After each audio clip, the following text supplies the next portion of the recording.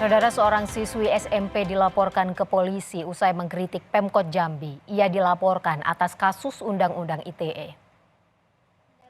Kami sengaja menyamarkan identitas perempuan ini karena masih di bawah umur.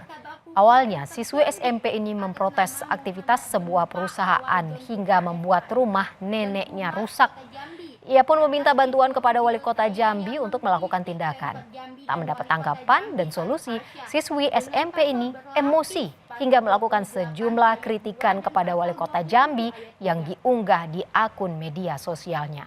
Namun menurut pihak Pemkot, ada kata-kata yang dianggap tidak pantas dalam kritikan.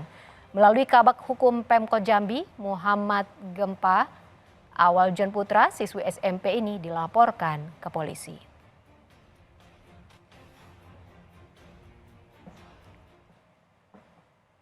Tolong Pak, tinjau rumah nenek kami Hapsah Pak. Permasalahan nikah sudah dari lama Pak.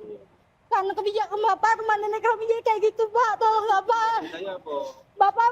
Bapak punya izin sama perusahaan itu Pak, 20 tahun. Tapi kan Bapak wali kota, Bapak pejabat yang dipilih oleh rakyat Pak. Tolonglah Pak, tinjau Pak, permasalahannya tolong diusut. Perusahaan, kamu kan minta 1,3 miliar. Pak, ada AT Pak, kami minta kayak gitu Pak, itulah hal dari Pemkot Pak.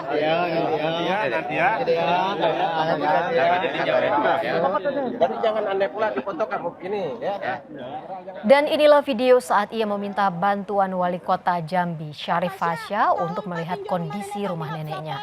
Siswi SMP ini meminta sang wali kota menindak aktivitas perusahaan karena sudah membuat sejumlah kerusakan. Wali kota pun tak bisa berbuat banyak dan meminta siswi SMP menemui pihak perusahaan sendiri. Tapi kan Bapak wali kota, Bapak pejabat yang dipilih oleh rakyat Pak. Menyadari dengan penuh bahwa Siswi SMP ini sempat kaget saat dipanggil polisi. Pasalnya, ia juga melaporkan sebuah akun yang menghinanya di media sosial. Namun atas laporan Pemkot, ia telah meminta maaf. Siswi SMP ini tetap meminta keadilan dan berharap adanya solusi atas kerusakan yang sudah ditimbulkan. Bersama dengan orang tuanya, ia juga meminta perlindungan kepada UPTD PPA Jambi.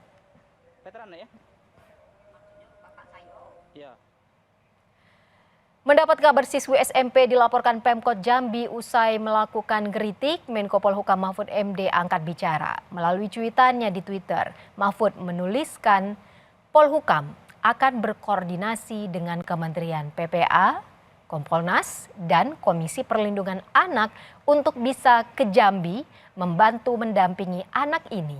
Dampingi, lindungi, dan jernihkan masalahnya. Perlakukan anak-anak sesuai dengan hukum yang berlaku bagi anak-anak, tulis Mahfud. Pada Pak Mahfud, saya secara pribadi terima kasih atas respon Bapak yang cepat tanggap untuk melindungi saya. Saya mohon sekali kepada Bapak untuk tetap mengawal kasus saya.